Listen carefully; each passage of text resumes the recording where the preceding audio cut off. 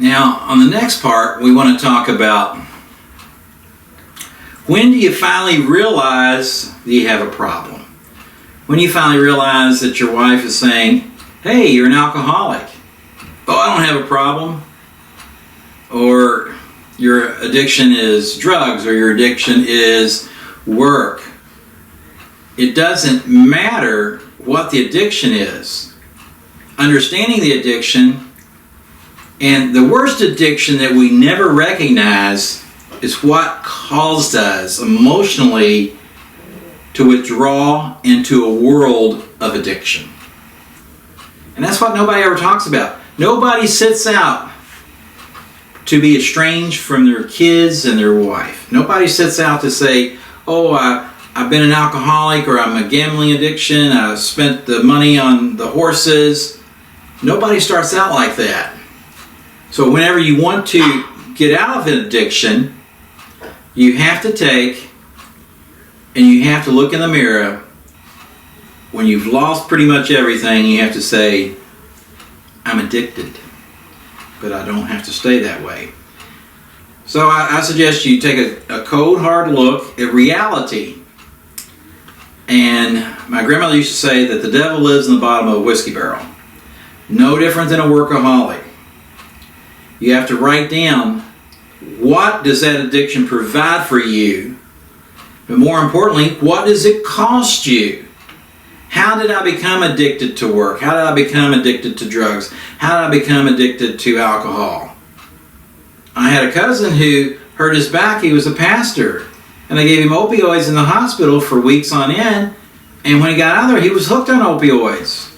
And he spent the next 3 or 4 years as an addict until he lost everything, lost his wife and home and everything. So it can happen to anybody. But you don't have to stay there. So how do you recover? How do you get out of an addiction? You start by identifying that you have an addiction. The next step is you have to take and do certain things to be able to get rid of that addiction. You have to understand why the need came from, but more importantly, what's the real need behind that made you susceptible to an addiction. In other words, when you were growing up psychologically, what did you not get that you needed? And a lot of people, it's the self-esteem, or somebody bullied them, or somebody, a parent was hard on them, and as a young child, they felt that they didn't measure up. So later on, instead of wanting mom and dad to approve of them, when it seemed that they could do all they could do and nothing was ever right, nothing was correct, I got all A's and 1B and you're getting fussed at for getting the 1B, whatever the case might be, you turn to some friends that said, hey, let's smoke a cigarette and have a couple of beers. And once you hang out with the friends, emotionally, they were your buddies to hang out with, to go do stuff with. And you became more psychologically okay and accepted by people who were drinking. So a lot of the people that I grew up with, everybody had a hard life. And a lot of the kids I grew up with, they all drank. And Paul drank so much that he became an alcoholic at age 17 in less than a year. So we have to take and say, what kind of ammunition do we have? What will take and help this? So what you need to do, I call this a 1-minute meditation. When you first wake up, your brain is in alpha. And while your brain's in alpha, when you first get up before you go to the restroom, take and just start out by thinking, why am I so grateful? I'm grateful that I have a home. I'm grateful I have a condo, whatever the case might be. I'm grateful I have food. I'm grateful that I am healthy. I'm grateful that I'm creative. I'm grateful that I have a new Cadillac. I'm grateful that I have a car. I'm grateful that I have my bills paid. I'm grateful that I'm dealing with my addiction work.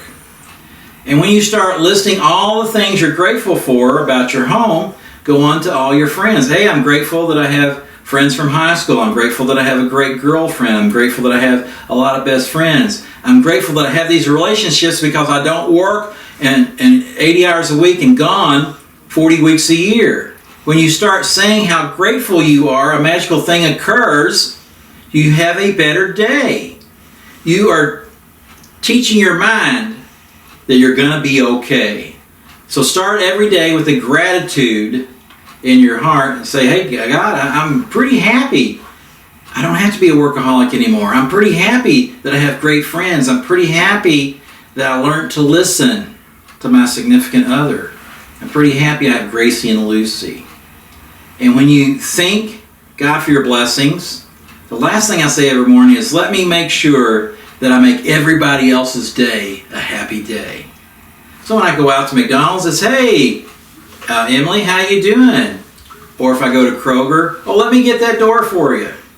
See somebody older and they're counting their money up. I'm grateful that I have money where I can just say, hey, you got a veteran shirt on. Oh yeah, I was a World War II vet or Korean War vet. Your groceries are on me today. When you give from your heart and a grateful gratitude heart, God will bless you and your addiction will disappear. Let me have another drink of water and we're going to bring Lucy and Gracie up.